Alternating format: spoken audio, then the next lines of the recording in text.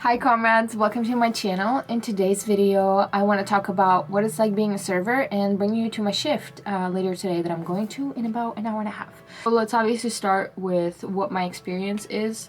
I started working as a server when I was a student in college. It was a Japanese steakhouse restaurant with like a hibachi grill. And one thing I remember is kids would always come up to me and ask me why I'm white and I was working there. But overall, it was an okay job. The pay wasn't that great, and the tips, like, people didn't really tip a lot, which I'm gonna get into later. But overall, it was an okay, like, start job. Then I was hired as a personal assistant to a restaurant owner when I was living in LA. And I was doing that for 2 years for him, and because I was working in the restaurant, I was kind of like picking up the phone and taking simple orders. And then long story short, I stopped being his assistant and I just became a server, and I was doing that for 2 years as well. In LA, it was like a breakfasty place. It was in Santa Monica, so the tips were pretty great. We moved once again, and now I live in the Midwest in Illinois. And I work at like a sports bar, like a family place, sports bar, barbecue place, and the tips are pretty good. I gotta be honest with you. I think this restaurant in the Midwest has been like the best tips I've ever had in my whole entire like serving career. So let's say you want to be a server. What I would do in order to pick a place is I would go to a bunch of restaurants that you think have a good flow of people and things that I would consider. What is the average ticket you think of a server is? So like, let's say if one person goes in, how much food do they usually order? Do people get drinks there? Does the restaurant see big parties often? Things like that. Then the hours, like what hours is the restaurant open? Because if it's a place that's open till like 2 a.m., you know, just be expecting to be there until about like 3, 4 because of like the closing and stuff like that. I always try to pick a restaurant that had like good operating hours that would work with my schedule. Then obviously look for like a place that you would want to go to atmosphere wise, and same with the location. Like, you don't want to go work at a restaurant like in the corner of a city where nobody ever goes to. You want to kind of find like more of like a touristy place, maybe somewhere downtown or where there's like a hub of young people that go to bars or whatever. So that, because I mean, at the end of the day, as a server, you're making money based on how much food you sell, not, you know, the hours that you're standing around. You pick a place. How do you get the job? The first job I got at the Japanese place, I'm gonna be honest with you, I lied on my resume and I told them that I had 6 months prior experience at Applebee's, because I remember at the time Applebee's were closing down, so I listed a location that closed down recently, and they probably, maybe they did look it up or maybe they didn't even care, but that is kind of how I got away with it. But to be honest with you, it was really, really hard being a server right away because I genuinely didn't really know what I was doing. And I'm glad that the owner kind of let me work, because I was not a good server in the very beginning. You could tell that, like, I've never done it before in my life. 2 out of the 3 jobs that I've had as a server, I got them on Craigslist. Craigslist is always like a big place for the food industry. My last job, however, I got it by going in, kind of scoping out the atmosphere, asking my server if they are hiring. They gave me an application. They asked me if I have experience. I told them yes, I do. And then a couple of days later, they called me back, and I went to an interview and I got the job. So I kind of think that next time I'm going to be looking for a server job, I'm also going to do it the same way, where I go in and I ask if they're hiring based on how the atmosphere is and if I actually want to work there. Because sometimes, I don't know, I just feel like going in person and asking is always better than just like blindly sending a resume and then going in and being like, wow, this place is so cool. Sometimes if you do go to a restaurant to apply as a server and it's obvious that you don't have any experience, they may start you off as a host, as a busser, but I'm gonna get into that later. Obviously, be confident when you're at the interview. Make sure that they know that you're a people person, because nobody wants to hire a super shy server, because at the end of the day, the restaurant as well needs to make money. So you gotta be talkative, maybe crack a joke, I don't know, always smile, pretend like you really want the job. Let's say they call you back. At the interview, you should ask them, what hours am I going to be working?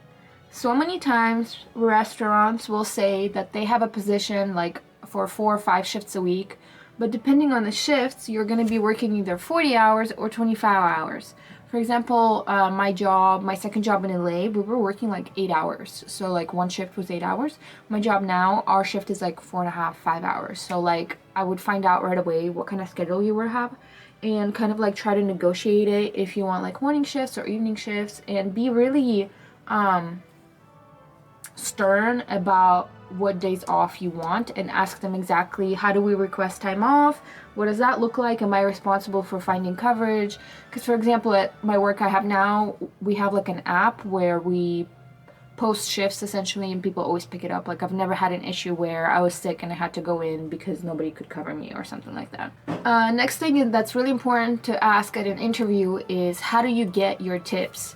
Different restaurants put them on your paycheck.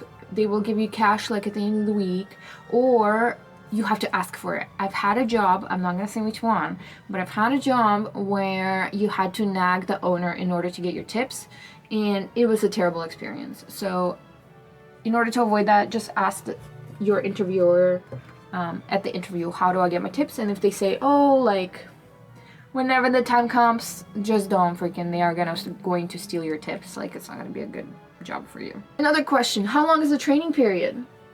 Different restaurants operate differently. The first restaurant, I think I was training for like 2 months, I want to say, because I was obviously not a very good server. They did start giving me my tips probably like a couple of weeks after, but I never got them fully until like 2 months after I've been working.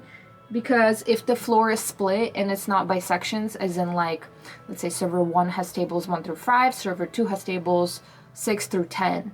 But if it's like the same flow, you rotate, everybody kind of takes care of every single customer, and no matter who you are, you take care of the table. Does that make sense? Like one person brings water, the other person takes the food order, the third person carries out the food, depending on that. You can also ask them if there is a test after the training period.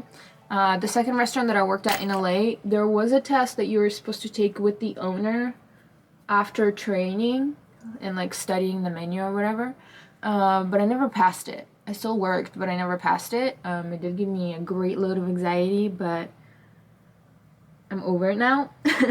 But just ask them, like, is there a test? Like, how do you guys know that I know the menu? Ask them for a menu. Ask them if there's a menu training, like a manual, if they have something typed up. If not, that's okay. Just ask them if you can take a copy of the menu home, because the menus online, a lot of times they're like slightly different. And I noticed that the menus that are handheld, it's like already split up, you know, like appetizers, entries, sides, drinks, whatever, alcohol drinks. You can also ask that you interview what is the average sale ticket for the server. So for example, right now my average sales are probably like $800 to $1,000 that I sell per shift. So if you take 20% of that, that's my tip pretty much. So like I would ask like, what's the average that a server can sell on a night, depending on what kind of night it is. They'll tell you like, oh, like you'll probably walk away with $200 or $100 or whatever, you know, because you don't want to work at a restaurant that has food for like $2 and you're not going to make money at all if your ticket at the end of the day is like $200. Now I want to talk about the terms. A lot of people don't know server terms. In this video, I'm going to talk mostly about front of the house terms, which is like the people that you see when you go into the restaurant, not back of the house terms, which is like the cooks, the people that stay in the kitchen, etc. That's actually one of the terms, is FOH and BOH, front of the house, back of the house. Then we have the positions of the restaurant, of the front of the house. We have the host, that's the person that greets people and seats them, right? The bartender is the person behind the bar. Bar back is the person that helps the bartender like refill, restock, run drinks, blah, blah, blah. The busser cleans the tables. The food runner runs the food. Some restaurants don't have a food runner or a busser. I would actually ask that at the interview as well, because if they do, you are going to be having to tip them out at the end of the night. And at busy restaurants, it is helpful to have a busser and a food runner, but depending on the night, like sometimes you just don't want to tip out for that kind of stuff because you can just kind of do it yourself, if that makes sense. So depending on the restaurant. There's also an expo, which is the person that pushes the food out the window. Depending on how the restaurant is structured, they will either be in the front of the house or the back of the house, depending if there's a window for the food or not. It's like the person that compares the ticket to the food and makes sure that everything is on the ticket for that table. Then we have 86 or 68. When they say 86 chicken, that means that there's no more chicken. When they say 68 chicken, that means that the chicken that we didn't have is back now. So like sometimes you go to work and on the board it'll say like 86 Coca-Cola. That means that there's no Coke. So if somebody orders Coke, just be like, sorry, we don't have it. Like, we're out. And there's another thing, it's called calling the corner. So like, let's say a restaurant is a very tight space in the back, and if you're running around, there is a chance that you're gonna run into somebody and spill food everywhere, whatever. So, you know, you just call your corner. So you literally say corner every time you go around the corner, or coming through when you're going through the doors, or behind you, I don't know, sharp whenever you're carrying a knife, or hot whenever you're like dumping hot tea, you know what I mean? You just like let people around you know vocally where you are and what you're doing, essentially. Sometimes you go to the manager and you're like, hey, can you comp this ticket? That means that something's wrong with the ticket, so the manager is gonna like remove an item or comp the item. That's like a term, I don't know, maybe it means complimentary or something. Oh, another thing to ask at a restaurant is how do you do your tickets? If they have a toast system or a handheld POS system, that's really good. Restaurant I used to work at had POS systems that are like little tablets, so you would have to handwrite it and then go to a tablet and put it in.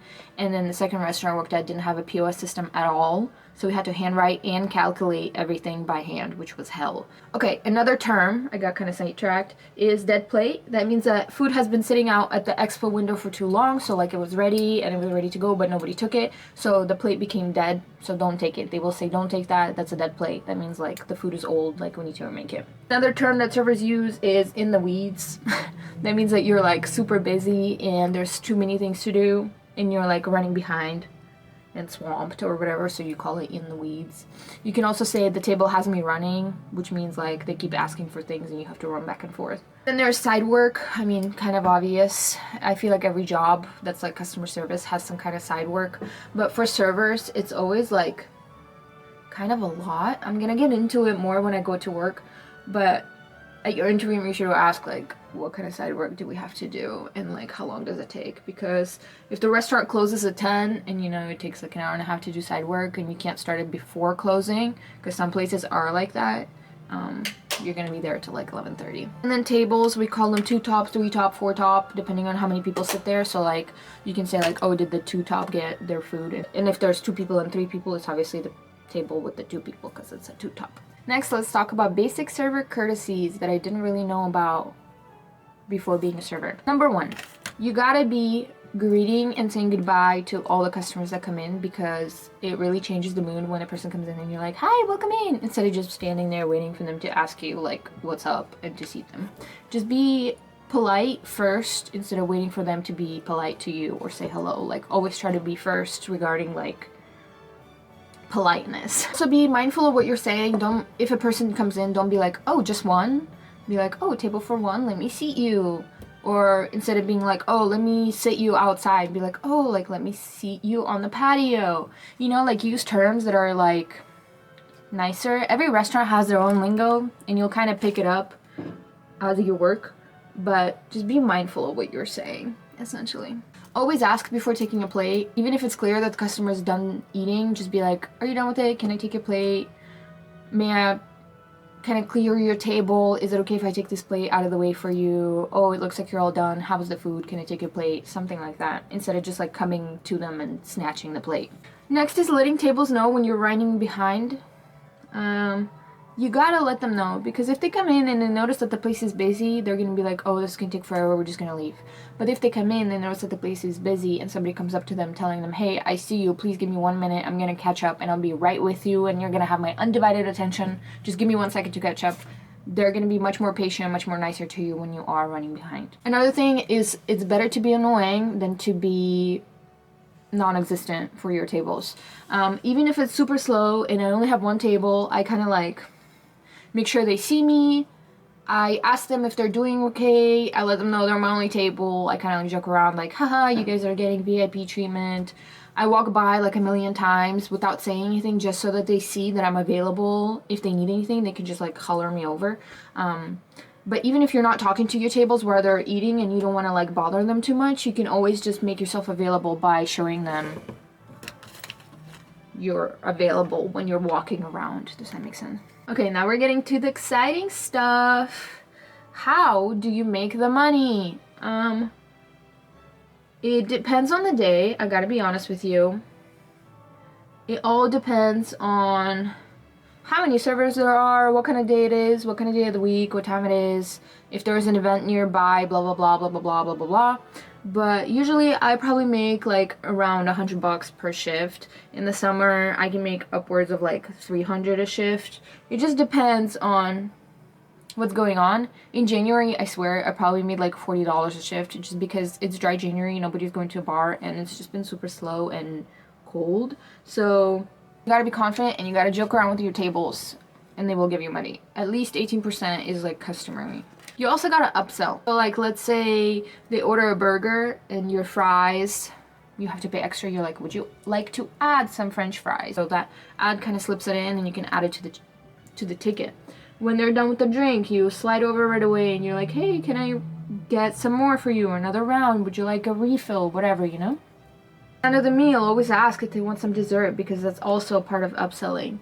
If it's like a burger place, you can ask them, would you like to add an extra patty? Do you want to add cheese? Like things like that. You can just like, adding on is upselling. So you got to know the menu pretty well in order to do that, but it's not that difficult. Like over time, you'll kind of get into the groove of it. Another thing is pick a favorite meal off the menu that you can always sell, that you know everything about, in case somebody's like, oh, what's good? You tell them that, and it can't be super cheap and it can't be super expensive, something in the middle, but it can guide the person into the right path of spending more money so you can get more money as a tip, essentially. I have a little note here about negatives and positives.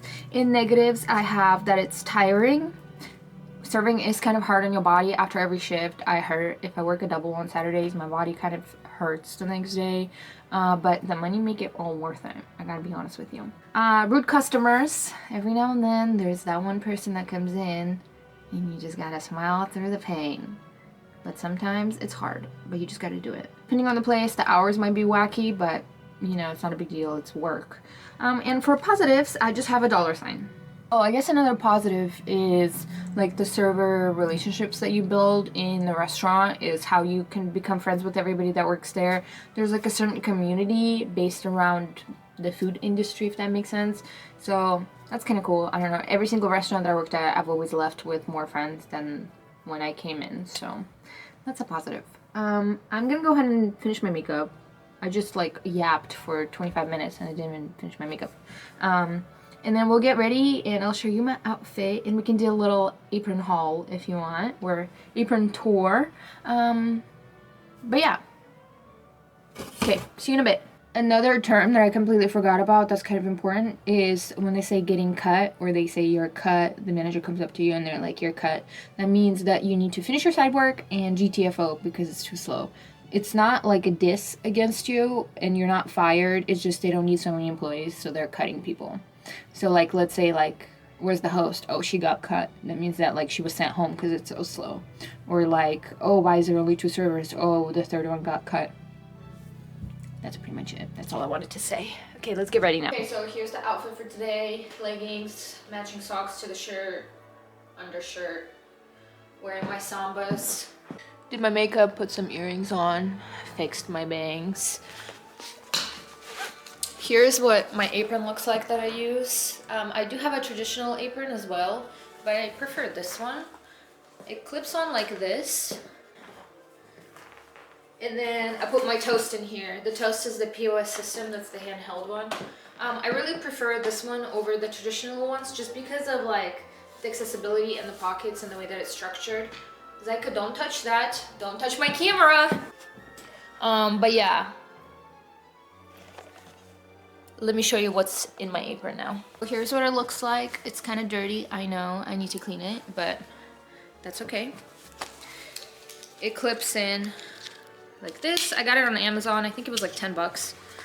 The first pocket, this is where I keep my change. Our restaurant, the servers carry their change, and then if we have a cash payment, we just give the cash at the end of the day. So we have to carry our own change. So that's my change pocket, just a bunch of 1s and 5s.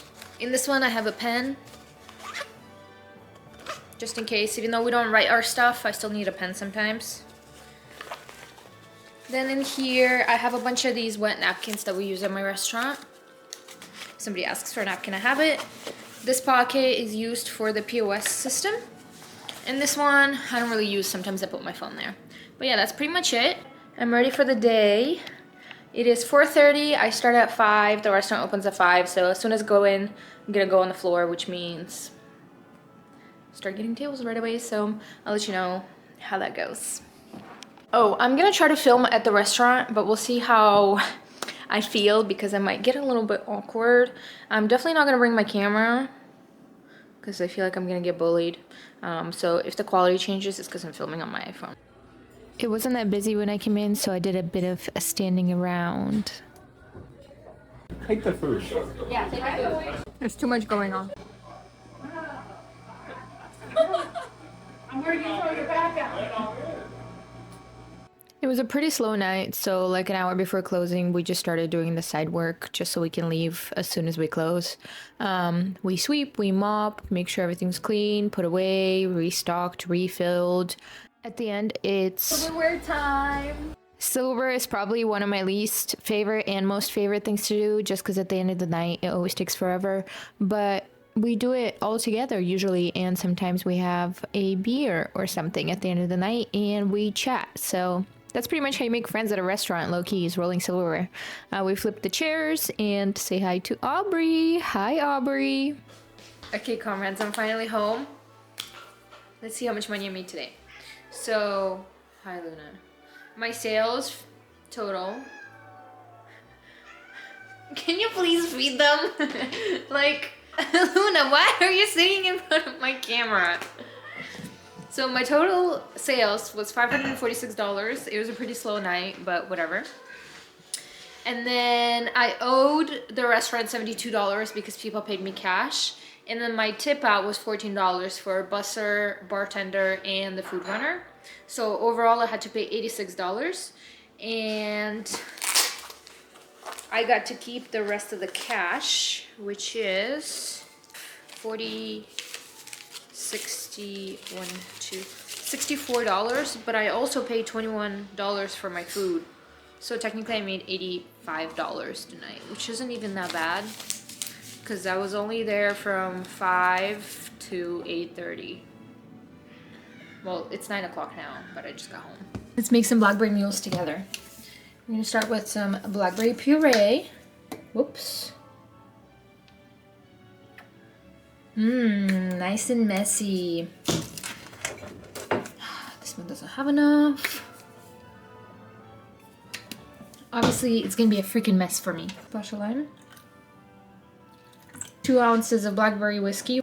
1, 2, 3, 4, 5, 6, 7, 8. Ice. Ginger beer to top.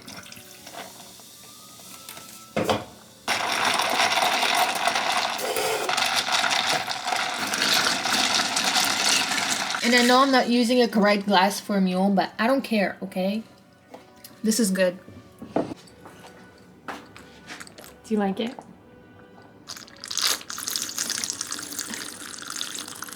I'm gonna take that as a yes. Here's my food. Sophie, the food runner, decided to draw me with a crown on because she knows I'm the queen. Wait, open up. That's my quesadilla. Yum! And then, ta-da! Wings for Nikki Poo. So excited to eat. Let's just open a door into another dimension. Why would they do that? To see what's out there. Luna. Maybe it's friendly. It's never friendly. Luna Bon. I mean, I imagine. Okay, comrades, we just finished eating and watching Supernatural, so I'm gonna go get ready for bed, and that's pretty much the end of my day in life of a server. I hope if you were considering being a server, this video has helped you out in some way. If you have any more questions, please don't hesitate to ask me a question in the comments down below. But yeah, thank you so much for watching, and subscribe for more.